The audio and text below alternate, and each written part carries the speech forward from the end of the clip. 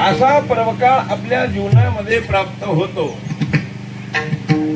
आणि पुत्रत्वाच्या दृष्टीनं देखील किंवा मनुष्य जीवनाच्या दृष्टीनं देखील आपल्या जीवनामध्ये पर्वकाळ निर्माण होतात. ज्ञानोबरायांनी वर्णन केल्याप्रमाणे सोमश्रेयादी ग्रहणे, माता पिता मरणे, अंकित दिवस. लक्षात, हा एक महान पर्वकाळ आहे. पण अशा अंकित दिवसाला, त्या महत्वाच्या दिवशी, त्या पर्वकाळाच्या दिवशी तो जर हजर राहिला तर त्याच्या जीवनामध्ये तो पर्वकाळ आहे. पण तो पर्वकाळ पुन्हा त्याच्या जीवनामध्ये कधीच नाही मायबापा हो, त्याला पुन्हा जन्म घ्यावा लागेल. बाकीची तरी पर्वकाळ जीवनामध्ये कसे तरी आपल्या प्राप्त होते, पण त्याही मध्ये असा असणारा सर्वांच्या जीवनामध्ये कोणाच्या ना कोणाच्या जीवनामध्ये सतत येणारा, 3 वर्षांनी येणारा असा हा महापर्वकाळ.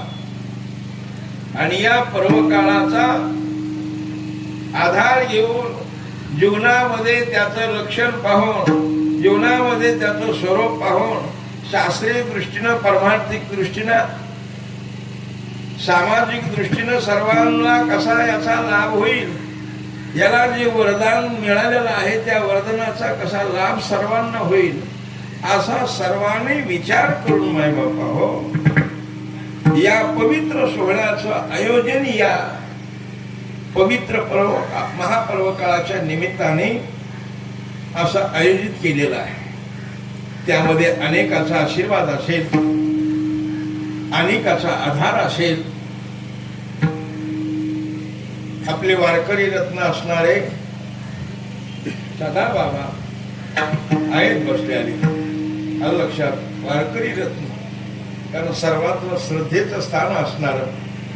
पुन्हा परिसरातले जे काही वयोवृद्ध, तपवृद्ध, योगी, तपस्वी वगैरे महात्मे सर्व असणारे, त्यांचा कृपा आशीर्वाद. पुन्हा आपल्या वंशाच्या दृष्टीनं आपले पूर्वज असणारे, आपले माता पिता असणारे सर्वांचा कृपा आशीर्वाद. आणि म्हणून या ठिकाणी हे संत वचन प्रमाणे हे सर्व लक्षण आहे. आणि त्याकरता मायबापा हो आता आपण चिंतन करत असताना, कारण प्रथम वर्ष असल्या कारणाने सर्वांना वंदन करणं हे पहिलं महत्वाचं कारण आहे. आता माझे दंड, आता माझे दंडवत, आता माझे दंडवत,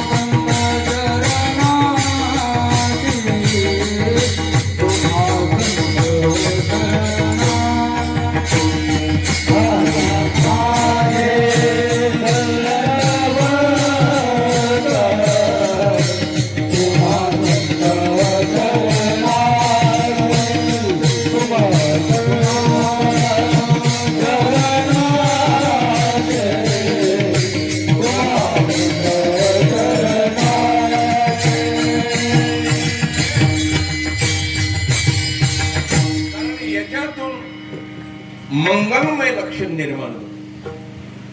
कारण प्रारंभ हा कसा झाला पाहिजे, सुरुवात ही कशी झाली पाहिजे, आरंभ हा कसा झाला पाहिजे. आरंभी आवडे आदरे आले नाम, किंवा सकळ मंगळ निधी श्री विठ्ठलाचे नामाधी, विठ्ठलाचे नाम.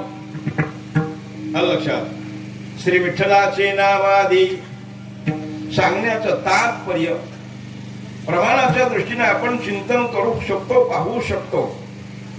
आणि म्हणून मायबापा सर्वांच्या दृष्टीनं प्रथम आता आपण हाती घेतलेलं हे महान कार्य आहे महान पर्व काळामध्ये, आणि ते सुंदररित्या सर्वांच्या इच्छेनुसार सर्वांच्या श्रद्धेनुसार असं यथायोग्य सिद्ध झालं पाहिजे.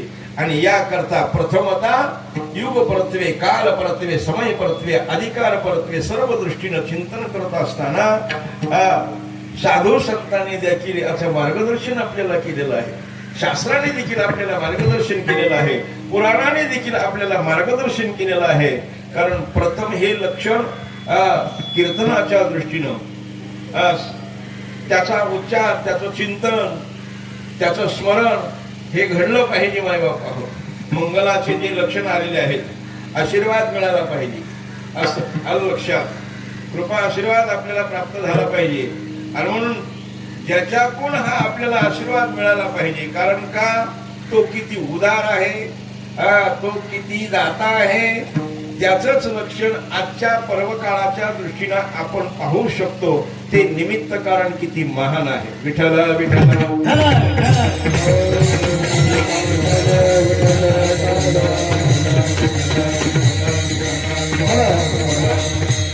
आपण हे निमित्त कारण जर पाहायला लागलो, या मासाचं श्रेष्ठत्व पाहायला लागलो, शास्त्राने वर्णन केलेलं आहे, पुराणाने वर्णन केलेलं आहे, साधू संतांनी वर्णन केलेलं आहे. त्याचं वर्णन करण्याचं कारण आहे की त्याने मायबापाहो ज्यावेळेस आपल्या ठिकाणची अवस्था पाहिली, आपल्या ठिकाणचं स्वरूप पाहिलं लक्षात. आणि जोपर्यंत आपलं स्वरूप आपण पाहू शकत नाही, याचाच अर्थ या महिन्यामध्ये सेवा करणं मनुष्य जीवनाच्या दृष्टीने किती महत्वपूर्ण आहे. कारण हा महिना म्हणजे साधा सुद्धा नाही, हा महिना नाही. याच्याकडे तुम्ही वाचनाच्या दृष्टीनं पाहायचं नाही, शास्त्रीय दृष्टीनं याच्याकडे लक्षार्थ दृष्टीनं पाहायचं. हा सामान्य महिना नाही, हा महिना म्हणजे जगाच्या पाठीवर महान सत्पुरुष आहे मायबापा लक्षात. महान तपस्वी, महान सत्पुरुष आहे. कारण का भगवान परमात्मा कोणालाही प्रसन्न होत नाही, भगवान परमात्मा कोणालाही वरदान देत नाही. आज अनुष्ठान करणारे, तपश्चर्या करणारे, तप करणारे पुष्कळसे आहेत, पण आयुष्याचे आयुष्य गेलं मायबापा हो त्यांचं. युगेचे युगे गेले तरी त्यांना भगवान परमात्म्याने स्वीकारलेलं नाही, हे आपल्याला पुराणाच्या दृष्टीनं पाहायला मिळत आहे. पण या महिन्याचं श्रेष्ठत्व आपण पाहत असताना, या सत्पुरुषाचं श्रेष्ठत्व पाहत असताना शास्त्रीय दृष्टीने आपण पाहू शकतो. त्याच्या ठिकाणचा विचार करत असताना त्याच्या ठिकाणी खेद का झाला, तो विचार का करत होता, त्याने आपलं स्वरूप पाहिलं. आपलं स्वरूप पाहत असताना आपली निर्मिती किती खालच्या दर्जाची आहे, आपली उत्पत्ती, आपला जन्म किती खालच्या दर्जाचा आहे, या जगण्यात काय अर्थ आहे. साहजिकच आहे, व्यावहारिक दृष्टीने आपण चिंतन केल्यानंतर आपल्याला पाहायला मिळतं या जगण्यात काय अर्थ आहे. कारण शास्त्र दृष्टीने आपल्याकडे कोणत्या दृष्टीने पाहतात यालाच आपण मलमास म्हणू शकतो मायबापा. शास्त्र दृष्टीने पाहणारे, त्याच्यापेक्षा सामान्य पाहणारे त्याला पुरुषोत्तम मास म्हणून पाहतील, त्याच्यापेक्षा खालची थोडीशी पाहणारे त्याला अधिक मास म्हणून पाहतील, आणि त्याच्याही पेक्षा अज्ञानी म्हणा, अडाणी म्हणा, गावठी म्हणा त्याला धोंड्याचा महिना म्हणून पाहतील. विठ्ठल विठ्ठल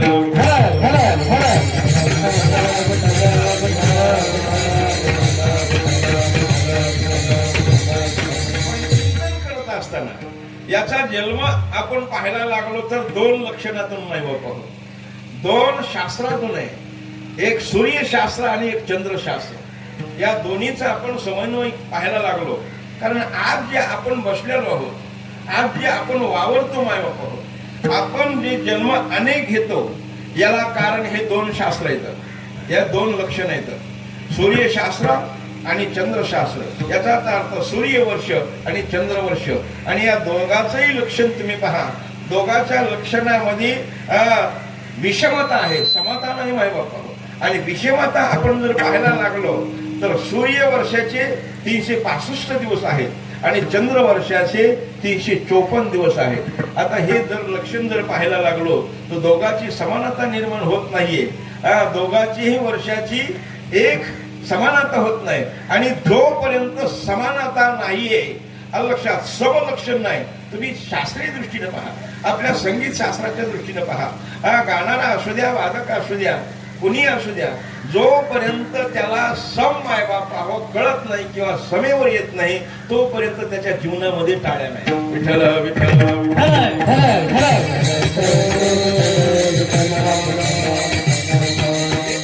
चिंतन करायचंय. कारण या ठिकाणी संगीत साधना करणारे पुष्कळशी, संगीताची सेवा करणारे पुष्कळशीत मायबाप आहो. जर विषमता सर्वांमध्ये असेल किंवा आपण कीर्तनाच्या माध्यमाच्या दृष्टीने जर चिंतन करायला लागलो, या बाजूचे साधक गुणवान आहेत आणि या बाजूचे साधक गुणवान आहेत, पण दोघांचा जर एक विचार जर झाला नसेल किंवा दोघांच्याही म्हणण्यामध्ये एक राग म्हणतो, एक राग म्हणतो, एक एका लयमध्ये म्हणतो, एक एका लयमध्ये म्हणतो, त्या ठिकाणी किती विषमता होईल हे तुम्ही पहा.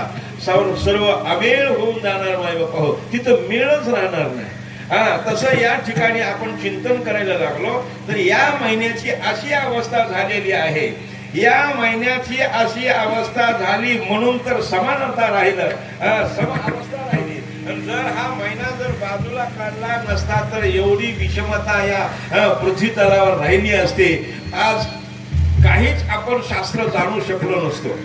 सर्व जे ऋतू आहेत, जे नक्षत्र आहेत, जे तिथी आहेत, जे पर्व काळ आहेत, आज आपण चिंतन करायला लागल्यानंतर आज आपण जे पाहतोय आपल्यामध्ये अजिबात विषमता निर्माण होत नाही. जागच्या जाग्यावर मायबाप हो. उन्हाळ्याचे उन्हाळ्यामध्ये, पावसाळ्याचे पावसाळ्यामध्ये, हिवाळ्याचे हिवाळ्यामध्ये जे असणारे पर्व काळ आहेत ते मायबाप हो त्याच ठिकाणी ते बदलू शकत नाहीत. कारण का आपण या महिन्याचा आदर करतो, या महिन्याला आपण मानतो मायबाप. कारण या महिन्याची निर्मिती अशी झालेली आहे आणि म्हणून आज आपण आपल्या सर्व तिथीचा म्हणा, नक्षत्राचा म्हणा, सर्व लाभ घेऊ शकतो. सांगण्याचं तात्पर्य असं याचं योगदान आहे. ज्यावेळेस भगवान परमात्म्याशी त्यांनी संवाद केला, चिंतन करायला लागल्यानंतर आपण पाहायला लागतो मायबाप हो अशी अवस्था त्याची झाल्यामुळं तो दुसरीकडे कोण, कारण अनेकाकडे गेला, तो अनेकाला शरण गेला नाही असं नाही. तसं आपण देखील जातो मायबाप, अनेकाकडे जातो. पण याच्याकडे नाही झालं तर त्याच्याकडे, त्याच्याकडे नाही झालं तर त्याच्याकडे, त्याच्याकडे नाही झालं तर त्याच्याकडे, अशी आपली अवस्था आहे. तसं देखील त्याचं देखील झालं मायबाप. जेवढे काही देवता आहेत, वरुण देवता असेल, अग्नी देवता असेल वगैरे सर्वाकडे तो गेलेला आहे. इंद्र देवता वगैरे सर्वाकडे गेलेला आहे, ब्रह्मदेवता वगैरे सर्वाकडे गेला, पण कुणीही त्याला स्थान दिलं नाही किंवा त्याला मानलं नाही मायबापा हो. आता एवढं करूनही, एवढी शरणागता पाहू नये, एवढे शास्त्र जाणणारे, एवढे तपस्वी म्हणून घेणारे, एवढे सिद्ध असणारे, एवढं त्यांच्या अधिक हातामध्ये असताना देखील आपला स्वीकार करत नाहीत. मग आपला स्वीकार कोण करणार आहे? जगाच्या पाठीवर एकच आहे. जोपर्यंत मायबाप आपण त्याला शरण जात नाही तोपर्यंत तो आपला स्वीकार करत नाही. त्याप्रमाणे त्यांनी शरणागती अखिल कोट ब्रह्मांड नाईक परमात्म्याची केलेली आहे आणि भगवान परमात्म्याच्या दारामध्ये जाऊन साष्टांग दंडवत त्यांनी घातलेला आहे. कारण साष्टांग ही अवस्था अन्य श्रेयानाम इथे अनन्यता हा भाव त्याच्या ठिकाणी निर्माण झालेला आहे आणि त्यावेळेस मायबाप हो भगवान परमात्म्याशी बोलण्याचा अधिकार त्यांनी व्यक्त केलेला आहे. भगवान परमात्म्याशी संवाद करत असताना तो म्हणतो, प्रभू मी हिंदू संस्कृतीचा घटक नाही का? अरे तू घटक नाही असं नाही, तू मोठा घटक आहेस. मग अशी माझी अवहेलना का? असं माझं लक्षण का? माझा तिरस्कार का? मी हिंदू संस्कृतीचा घटक आहे तर मग मला सर्वांनी मान द्यायला पाहिजे, मला सर्वांनी आदर द्यायला पाहिजे, माझा स्वीकार करायला पाहिजे. याचाच अर्थ मी घटक? अरे घटक नाही, अरे तू हिंदू संस्कृतीचा फार उपकारक आहेस. तुझा एवढा उपकार आहे की आज हे सर्व शांत जागची जागेवर आहे. याला कारण जर कोण असेल तर तो आहे. आणि तू जर जन्माला आला नसता तर या अरे यांची जाऊ दे, आमची देखील काय परिस्थिती झाली असती. स्वतः कोण ब्रह्मांड नाही परमात्मा म्हणतो. याचाच अर्थ भगवान परमात्म्याने त्याचा आदर केलेला. याचं कारण आहे की देव देवतांना देखील जागची जाग्यावर थांबवणारा जर कोण असेल तर हा महिना आहे. आणि म्हणून भगवान परमात्म्याने मग माझा मी उपकार आहे तर माझं काय स्थान आहे? अरे भगवान परमात्मा म्हणतात, माझं स्थान तुला मी देतो, माझी योग्यता तुला देतो. आणि ती योग्यता अखिल कोट ब्रह्मांड नायक परमात्म्याने आपल्या नावाने दिलेली मायबाप हो त्याला म्हणतात पुरुषोत्तम. विठ्ठल विठ्ठल विठ्ठल.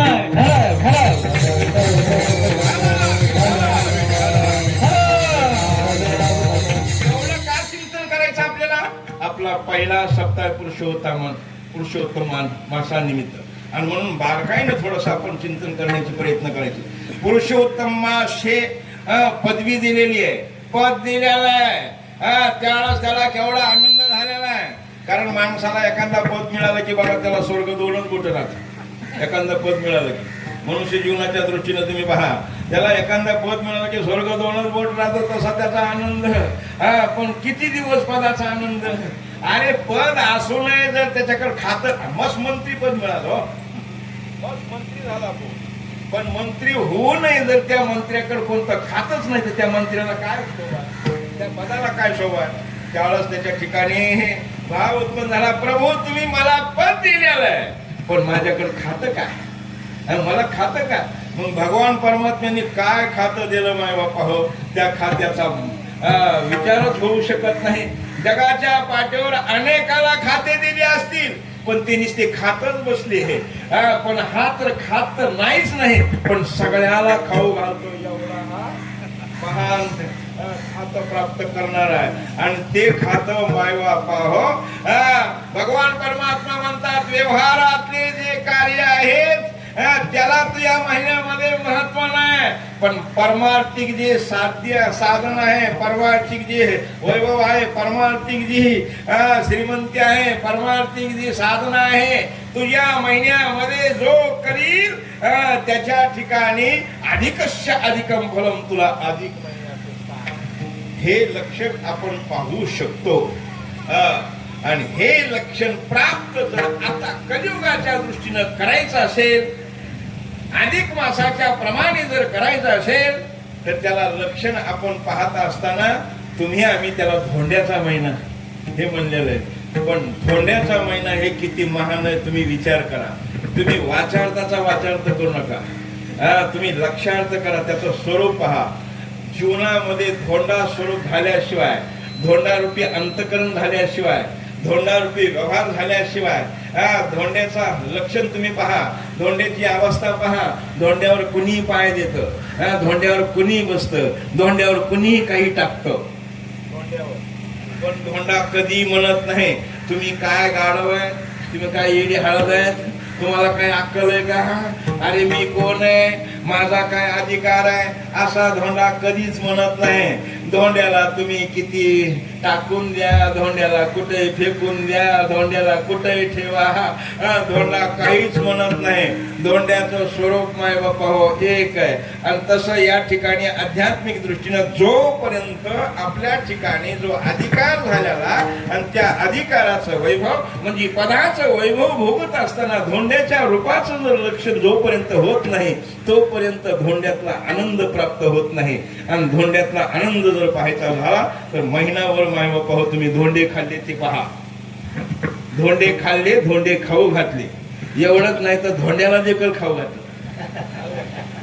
कारण या महिन्यामध्ये सूर्याचं संक्रमण नाही माय बापा हो, नक्षत्रामध्ये वगैरे याच्यामध्ये लक्षात या तिथीमध्ये सूर्याचं संक्रमण नाही. आणि म्हणून इतर कार्याला इथं परवानगी नाही. इथं एकच आहे परमार्थ, तुम्ही आम्ही जेवढा करू, जेवढी साधना करू त्या परमार्थाचं वैभव किती आहे तसं या ठिकाणी चिंतन करायला लागल्यानंतर पुराणाने देखील वर्णन केलेलं आहे, पुराणाने देखील सांगितलेलं आहे, पुराणाने देखील त्याचं महत्व गायलेलं आहे. आणि म्हणून तर तुकोबाराय या अभंगातून पहिल्या चरणातून बोलत असले पुराण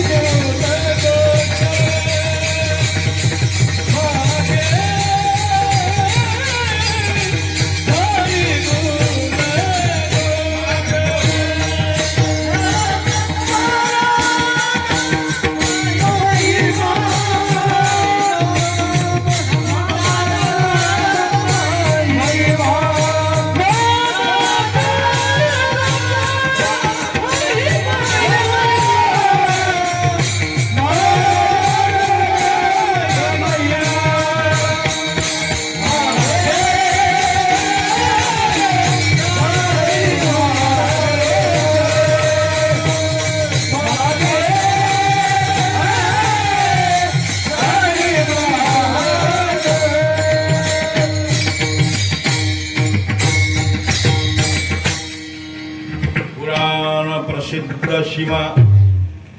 लक्षात. पुराण प्रसिद्ध आहे, त्याला सीमा आहे माय बाबा, त्याला सीमाच नाही. लक्षात. ज्याला सीमा नाही त्याला पुराण प्रसिद्ध करून तुमच्या आमच्या पुढे ठेवत आहे. लक्षात.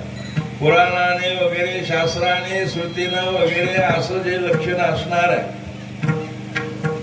या ठिकाणी एवढं महत्व, या ठिकाणी एवढं सामर्थ्य सांगण्याचं काय कारण, एवढी त्याची दिव्यता, एवढा त्याचा अधिकार, हे सांगण्याचं काय कारण. याला एकच कारण आहे, या महिन्यामध्ये सर्वांचा अधिकार पाहून. लक्षात. अधिकार, विषय, प्रयोजन आणि संबंध, साधन चतुष्टयाचा विचार या ठिकाणी होऊ शकतो. लक्षात. साधन चतुष्ट. अधिकार, अधिकाराच्या दृष्टीनं सर्वच लक्षणाचे अधिकारी ठरतील असं सांगता येत नाही. सर्वच अधिकारी सर्वच लक्षणाचे, सर्व साधनाचे ठरतील असं सांगता येत नाही. पण या महिन्यामध्ये सर्वांचा अधिकार ठरला पाहिजे, सर्वांना त्याचं फल मिळालं पाहिजे.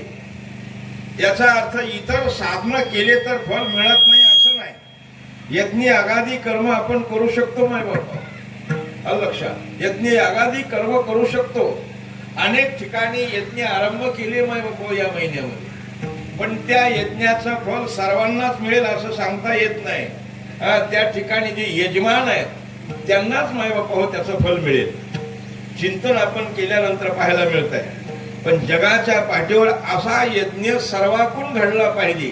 नाम जप यज्ञ तो परम वादुन शिकी स्नानादी कर्म, नामे पावन धर्माधर्म, नाम परब्रह्म वेदा.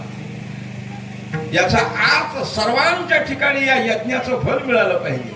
म्हणून असा यज्ञ जर घडून घ्यायचा असेल, कारण घडवायचा असेल, तर सर्वांच्या दृष्टीनं सर्वांचा अधिकार पाहून सर्वांना त्याचा फल मिळालं पाहिजे.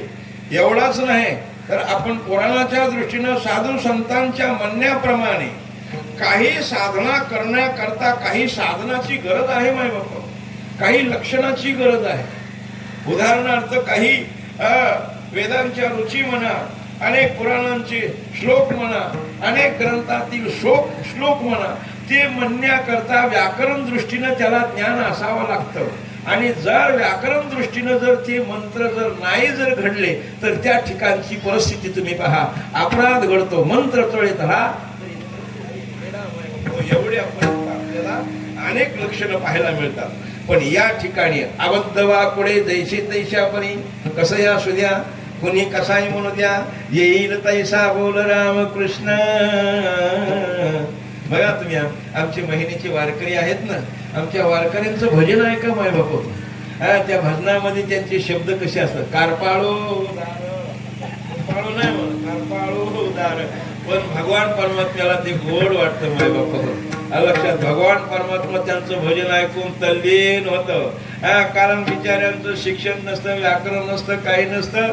काही काही महात्मे वायू असे श्लोक म्हणतात, असे काही प्रमाण म्हणतात, पण अखिल कोड ब्रह्मांड नाही परमात्मा त्यांचं गोड मानून घेतो. याला कारण आहे की त्या ठिकाणी शास्त्राची म्हणा, शुद्धतेची म्हणा, कशाचीच गरज नाही.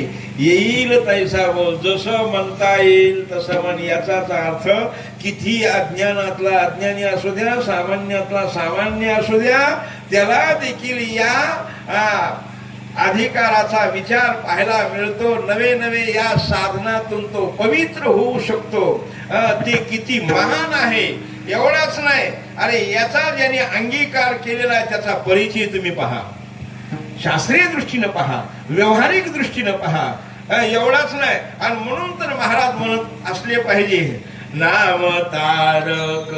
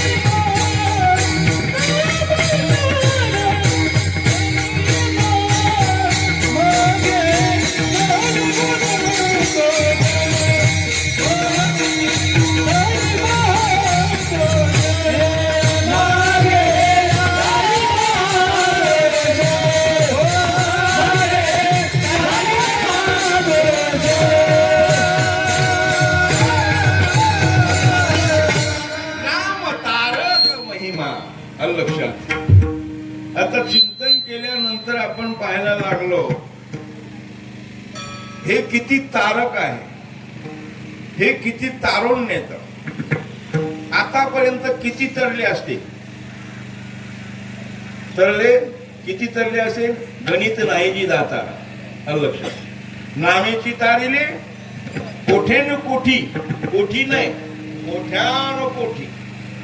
याचाच अर्थ हे एवढं तारक आहे. किती तरुण गेले याला मर्यादा नाही, आणि किती तरुण जातील याला मर्यादा नाही. बर, हे एवढं सामान्य आहे का? एवढं सामान्य त्याचा विचारच होऊ शकत नाही. आज आपण चिंतन करायला लागल्यानंतर आपण पाहायला मिळतो नाव हे आपलं स्वरूप, आपला परिचय. आज आपल्याला जो परिचय आहे, अनेकांचा परिचय आहे. आज पुराणाच्या दृष्टीने आपण पाहू शकतो, परमार्थिक दृष्टीने, आध्यात्मिक दृष्टीने आपण पाहू शकतो. आपल्याला जो आज परिचय आहे, आपण अनेकाचा परिचय घेतो. त्या परिचयाचा विचार जर करायला लागलो तर त्यांचा परिचय कशामुळे, काय त्या परिचयाला कारण आहे, याचाच अर्थ आपण थोडस बारकाईनं चिंतन केल्यानंतर आपल्याला पाहायला मिळतं. उदाहरणार्थ, आपण सर्वजण प्रारब्धवादी आहोत. जगाच्या पाठीवरले लक्षात कोणत्या धर्माचा विचार करायचा नाही, कोणत्या जातीचा विचार करायचा नाही, कोणत्या कुळाचा विचार करायचा नाही, कोणत्या भागाचा विचार करायचा नाही, कोणत्या देशाचा विचार करायचा नाही, कोणत्या संप्रदायाचा देखील विचार करायचा नाही. या ठिकाणी सर्व कोणत्याही जातीचा असू द्या, कोणी असू द्या, शास्त्राने जरी निषेध केला असेल लक्षात. एवढंच नाही तर आपण दोन शब्दांनी विचार करू, आस्तिक आणि नास्तिक. नास्तिक जरी असला तरी त्यांनी प्रारब्ध आणलेलं आहे, आणि आस्तिक जरी असला तरी त्यांनी प्रारब्ध आणलेलं आहे. आणि प्रत्येकाने आपल्या बरोबर प्रारब्ध आणलेलं आहे. पण आपण आपल्या प्रारब्धामध्ये जे घेऊन आलेलो आहोत त्यांनी आपण ओळखूच असं सांगता येत नाही, आपला परिचय होईलच असं सांगता येत नाही. चिंतन केल्यानंतर आपल्याला पाहायला मिळतं. बारकाईनं चिंतन करा माय बापा हो, आपण काय काय नाही आणलं. आपल्याला बाहेर जायची गरज नाही, आपल्याला इतरत्र लक्षणाची गरज नाही. आपल्या जवळच आपल्या बरोबर असणारे, आपलं सर्व वैभव असणारे हे प्रारब्धाने आपल्याला प्राप्त झालेलं आहे. आज उभा जे राहिलो आपण माय बापा, हे प्रारब्धाने आपण उभा राहिलो. आज आपण कीर्तनात बसलो, हे आपण प्रारब्धाने बसलो. आज मृदंग हे वाजवायला लागलो, आपण प्रारब्धाने वाजवायला लागलो. आज आपण गायन करायला लागलो, प्रारब्धाने करायला लागलो. हातामध्ये काठी ही जी आली चोपदार महात्म्याच्या, हे प्रारब्धाने आलेली. विना गळ्यामध्ये आलेलं हे प्रारब्धाने आलेलं आहे. हे शूटिंग जे आपल्या समोर आहे हे प्रारब्धाने आहे. सुंदर अशी साऊंड सिस्टीम जी आहे हे सर्व प्रारब्धाने माय बाप्पा हो. पण हे चिंतन करा, आपण काय काय नाही आणलं. आपण डोळे संग आणले, आपण कान आणले, आपण नाक देखील आणलं, आपण सुंदर तोंड आणलं, आपण सुंदर तांदळासारखे दात घेऊन आलो. प्रत्येकाने पहा, आपण सुंदर रंग आणला. कोणी गोरा आहे, कोणी सावळा आहे, कोणी गव्हाळ्या रंगाचा आहे, कोणी ठेंगू आहे, कोणी लंबू आहे. चिंतन करा. कोणी ढेबऱ्या पोटाचा, कोणी बसक्या नाकाचा, कोणी चिपड्या डोळ्याचा, कोणी फारव्या दाताचा, कोणी खोळमा.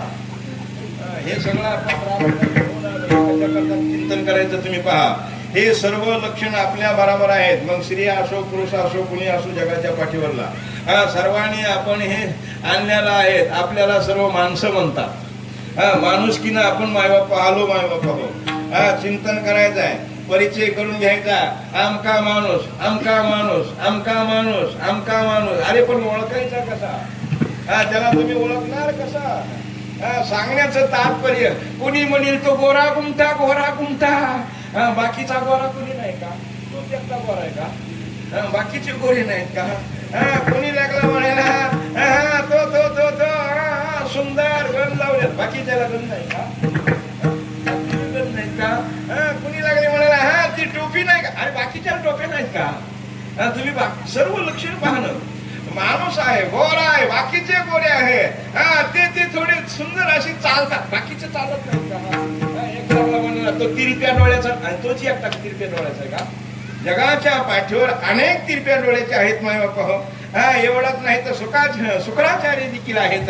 एवढंच नाही तर 10 डोळ्याचे देखील आहेत. 10 डोळ्याचे कळाले तुम्हाला? एक डोळा आणि एक शून्य, 10 डोळ्याचे देखील आहेत. आणि मग असा जर आपण जर परिचित नाही ओळखू येणार, याच्याकरता ज्ञानोबाराईने सर्वांना ज्ञान करून दिलं म्हणा मायबापा हो. उपदरी या बाळकाशी नावला येते बाशी ठेवी या नावेशी व देतसे.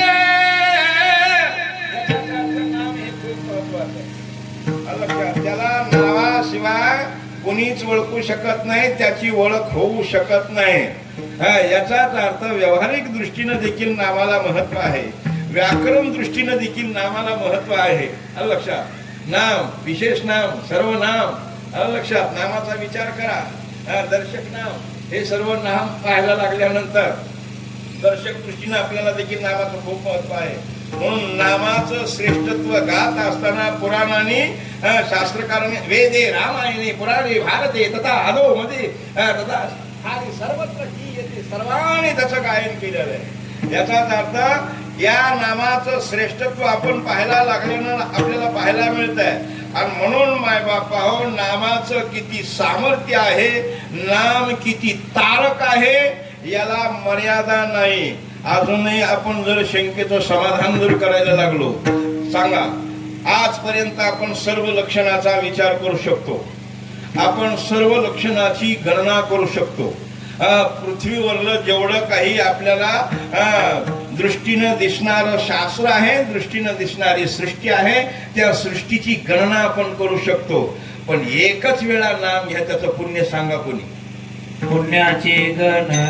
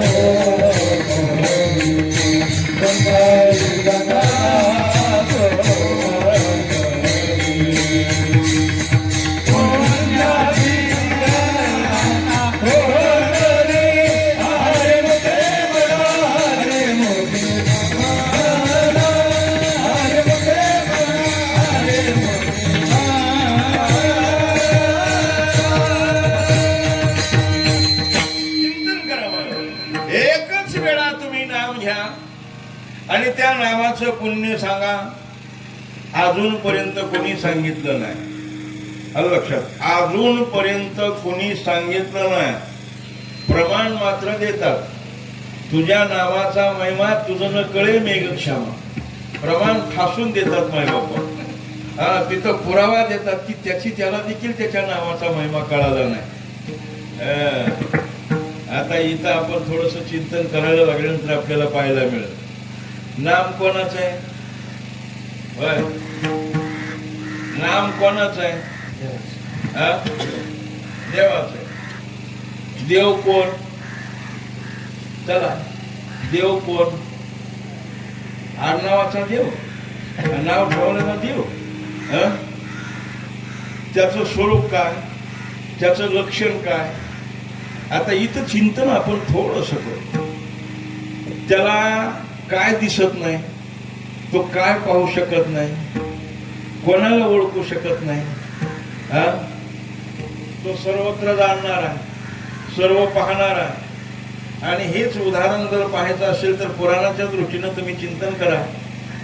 ज्यावेळेस मायबापा हो देवादिदेव महादेव भगवान शंकर राम प्रभूचं नामस्मरण करत होते, चिंतन करत होते, आणि आईसाहेब सहज बोलून गेल्या, का हो तुम्ही काय असं एवढे एकांतामध्ये शांत बसला, काय चाललंय हे तुमचं? त्यावेळेस देवाच्या मुखातून देवादिदेव महादेवांच्या मुखातून सहज शब्द अंतरीची धावी सोबत आनंदच मावत नव्हता. तो भक्तीचा आनंद बाहेर पडला मायबापा हो, आणि सहज बोलून गेली, माझ्या देवाचं मी भजन करतो, माझ्या प्रभूचं मी भजन करतो. तुमचा प्रभू कोण आहे? असा कोणता आहे तुमचा प्रभू? संपूर्ण विश्व तुमचं भजन करतंय, ध्यान करतंय, अनुष्ठान करतंय, तुमचा देव कोण? त्यावेळेस अखिल कोण ब्रह्मांड देवादिदेव महादेव यांनी मायबापा डोळे झाकून राम प्रभूचं नाव घेतलं. त्यावेळेस आईसाहेबांची भजन करी महादेव, भजन करी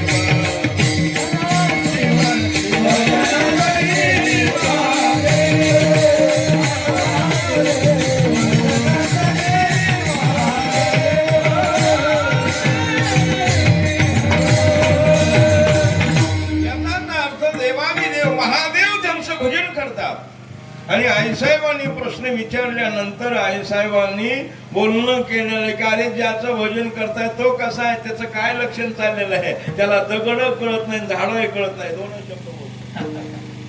त्याला दगडही कळत नाही, झाडही कळत नाही, सीता सीता म्हणत बसतो, त्याचं भजन तुम्ही करताय. प्रभूने डोळे उघडले माय बापा. अखिल कोड ब्रह्मांड नाही परमात्म्याने डोळे झाकलेले चिंतन करत असताना ब्रह्मानंदी लागले टाळे, कोणत्या देहात अष्ट सात्विक भाव निर्माण झालेला त्यांचा. पण ज्यावेळेस आईसाहेबाच्या मुखातून असे शब्द गेले त्यावेळेस त्यांनी डोळे उघडले.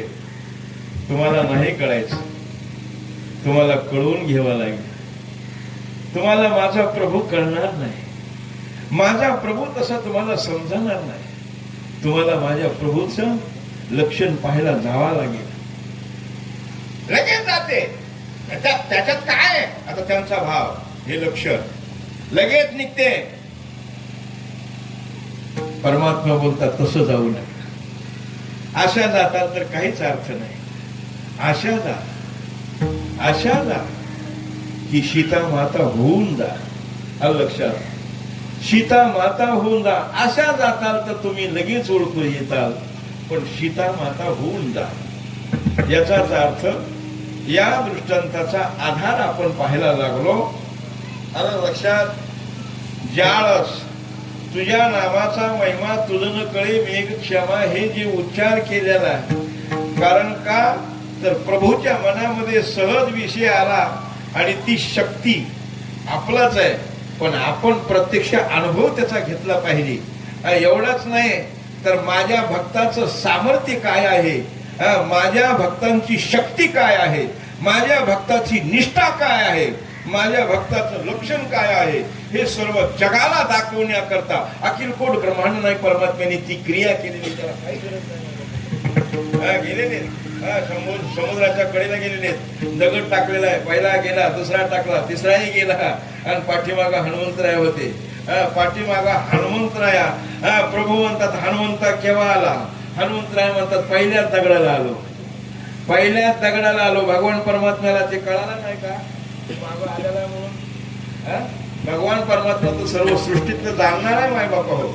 इथं वाचार्थ करायचं नाही, इथं लक्षार्थ करायचं. आपण भगवान परमात्मा जाणणारा, अरे आपल्या पाठीमागा हनुमंत आहे हे जाणणारा माय बापा. पण जाणत असताना भक्तांना देखील हनुमंताला कळून देण्याकरता, म्हणजे भक्ताला याचं लक्षण कळून देण्याकरता अकिरकोळ प्रमाण नाही परमात्म्याने त्यावेळेस हनुमंतराया सहज बोलून जातात, देवा अरे तिथं तुझ्या नावाने हे दगड तरतात, पण तुझ्या हाताने जर तू सोडली तर ती तरतील कशी? हे जगाला दाखवण्याकरता भगवान करतो, कारण तो जाणणारा त्याला तर सर्व सृष्टीतलं लोक म्हणतात देवाला काय कळतंय येडे हळदी, तू काळ कर नाही तर पांढरं कर, सगळं जाणणार आहे. तू कसाही कर, तू कुठेही ना, तू कुठेही बस, कुठेही बस आहे ना. आपण चिंतन केल्यानंतर पाहिजे काय गुरुनं शिष्यांना सांगितलं तुम्ही असं का एकाला पेढा द्याला, एकाला केळ दिलं खायला, आणि जिथं कोणी नाही पाहणारा तिथं खा म्हणे. आता सगळीच जण तशीच आहे असं थोडंच आहे. सर्वांनी खाल्लं माय बाबा, कोणी गोदडी घेऊन घेतलं, लेपाटे घेतले, कुणी पाठात नाही होय, कुणी माझ घरामध्ये जाऊन घरात घर माझ घर अशा रात्रीमध्ये जाऊन खाल्लं. आणि एकाने विचार केला कुठेही जरी खाल्लं तरी तिथं तो आहे. दळी स्थळी काष्टी पाशाने लक्षात घट घट बिचिमे रामरमय्या, तो सर्वत्र ठिकाणी पाहणारा आहे. असा जो असणारा परमात्मा माय बापा हो, तो देखील हनुमंतरायाला पाहिलं नाही असं नाही, तो जाणणारा आहे. कारण का अरे सीता माता होऊन ज्यावेळेस पार्वती माता आल्या तर भगवान परमात्म्याने निस्त पाठीमागं निसती सावली पाहून तू का अरे अरे असा शब्द उच्चारलेला, असा जाणणारा त्याला कळू नये का विठ्ठल विठ्ठल.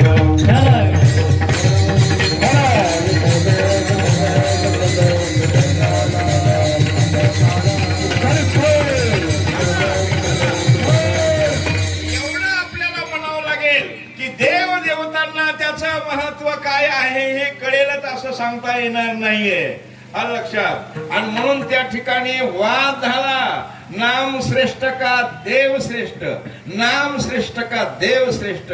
आलं ऋषी मुनी साधू संत वगैरे हे सर्व आपण चिंतन करा. एवढंच नाही, पुराणाच्या दृष्टीने आपण चिंतन करायला लागलो मायबापा हो. कल्याण मासिकामध्ये महाभारताचा विषय आला आणि नास्तिक आणि आस्तिक असा संवाद त्यांनी मांडला. आणि प्रश्न उत्तर देत असताना त्या ठिकाणी नास्तिकाचं लक्षण काय आहे आणि आस्तिकाचं लक्षण काय आहे. नास्तिकाचं लक्षण आपण पहा. नास्तिकाचं लक्षण आहे कितीही जरी आस्तिक असलं तर त्याचं कसं वाटोळं करायचं हे नास्तिकाचं लक्षण. चिंतन करा. नास्तिक त्याला म्हणतात किती आस्तिक असू द्या, किती चांगला असू द्या, त्याचं कसं वाटोळं करायचं याचाच अर्थ कावळ्याची जात म्हणावं लागेल. कावळा कधी चांगली वस्तू पाहत नाही, लक्षात चांगलं ते पाहत नाही, पण त्याला टोची मारल्याशिवाय राहत नाही. तसं नास्तिकाचं लक्षण आपण पाहू शकतो. पण आस्तिकाचं लक्षण आहे किती नास्तिकातला नास्तिक जरी असला तरी त्याचा उद्धार झाला पाहिजे, हे आस्तिकाचं लक्षण आहे. असा आस्तिक असणारा तो विचार करतो की माझा भाऊ नास्तिक असला तरी त्याचा उद्धार कोण करील. म्हणून मायबापा तुमच्या आमच्या सारखे कोणीतरी साधक ब्रह्मवेत्ते म्हणा आलेले आहेत, त्यांना प्रश्न केला की काही करा पण माझ्या भावाचा उद्धार करा. कुठे आहे? टाळा ऐकली की घरात बसतो, भजन ऐकलं की घरात बसतो, दिंडी आली की चिंचिंगाट पळतो घरात बसतो. तो कोणाचं तोंड पाहत नाही, काही नाही. आता तो घरात बसलेला, आतून कडी लावून बसलेला आहे, काय हरकत नाही. माय बाप्पा त्या ब्रह्मवेत्याने मागचा पुढचा विचार केला नाही. ते ब्रह्मचारी होते माय बाप्पा. त्यांनी दारामध्ये आसन घातलेलं आहे, त्याला हाक मारलेली आहे, अरे दार उघड, दार उघड. तो मला दार उघडत नाही. तुम्ही कोण मला सांगणारे? दोघांचा संवाद तुम्ही पहा. शेवटी महाराज म्हणले जोपर्यंत तू दार उघडत नाही तोपर्यंत देखील मी दारातून उठत नाही. आता साहजिक आहे, 1 दिवस झालं, 2 दिवस झालं, 3 दिवस आपण दम काढू, पण 4थ्या दिवशी पोट फुगलं माय बाबा. लक्षात. आता काय खरं नाही, मी जगू शकत नाही, आता मी मरतोय. महाराज दार उघडा, बाहेरची कडी काढा. महाराज म्हणले कडी काढतो, फक्त 1 वेळा तू राम म्हण. 1 वेळा राम म्हणतो, कडी काढतो, 1 वेळा राम, तेवढं सोडून बोला. बाकीचं काय मला म्हणायचं ते म्हणायला लावायचं तेवढं म्हणा, पण तेवढं सोडून बोला. महाराज म्हणले तेवढं बोलल्याशिवाय मी दार उघडत नाही. शेवटी कोणाची अवस्था झाली तर माय बाप्पा हो, कोणाला असं मरावं वाटतं हे पाहिलं आपण कोरोनाच्या काळामध्ये. हा लक्षात करोनाच्या काळामध्ये आपण पाहिलं कोणाला मरा वाटतंय का नाही. अशाही अवस्थेमध्ये ज्यावेळेस माय बापा हो त्याची अवस्था झालेली ते म्हणला जाऊ द्या म्हणतो एक वेळा राम राम म्हणला. साधू महाराज म्हणले झालं माझं काम, दार उघडलं, माझ्याकडे काय पता. जसं बाहेर आला तसा पटकून मेला. मेला तो, पण मेला तो कसा मेला? वाटुळ करून मेला नाही. भगवान परमात्म्याचं ब्रीद आहे अंत कालेच मामी स्मरण उक्त्वा करे. अंत कालाच्या टायमाला माझं त्यांनी स्मरण केलेलं आहे. त्या ठिकाणी माय बापा हो विष्णूचे दूत आले त्याला नेला. एवढंच नाही, त्याचा अधर्म पाहून त्याचं पाप पाहून आयुष्यातलं तिथं यमाचे दूत आले, पण हात लावायची ताकद कोणाची नाही माय बापा. विष्णूचे दूत म्हणले ह्यांनी एक वेळा नामस्मरण घेतलेलं याचं पुण्य तुम्ही सांगा नंतर उतरा. यमाचे दूत म्हणले आम्हाला सांगता येणार नाही, आमचा जो बॉस आहे आमचा जो यमराज आहे त्याच्याकडे जावं लागेल, त्याला विचारावं लागेल. मग जायचं कसं? त्याला घेऊन जायला पाहिजे. हे शरीराच्या दृष्टीने केलेलं होतं, पण आत्मदृष्टीने माय बाप्पा होते जागृत होत. त्यांनी विचार केला मी एकच वेळा म्हणलो तरी हे अशी अवस्था आहे. ते म्हणलं तसा तुमच्या बरोबर येत नाही, मी का पायी यायला तसं येणार नाही. बघा तुम्ही मग पालखीत न्यावा लागल. मग यमाचे दूत त्याचे पालखीचे खंदीकरी झाले, विष्णूचे दूत टाळकरी झेंडेकरी. सोहळा निघाला, नियमाच्या दरबारामध्ये गेला. यमराजाने पाहिलं अरे बापरे कोणता महात्मा कोणाला ठेवून.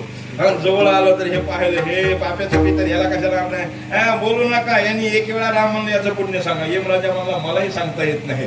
चला म्हणे देवाचा राजा इंद्र त्याच्याकडे जायला पाहिजे. आता इंद्राच्या दरबारामध्ये काय नाही. इंद्राच्या दरबारामध्ये गेले, ते म्हणला तसा येणार नाही, पालखीमध्ये घेऊन मला चालावं लागेल. गेले इंद्राच्या दरबारामध्ये, तिथंही माय बापा समाधान झालं नाही. ते म्हणले एकदा सांगा, नाही सांगता येणार. मग ज्यांनी हे निर्माण केलेलं आहे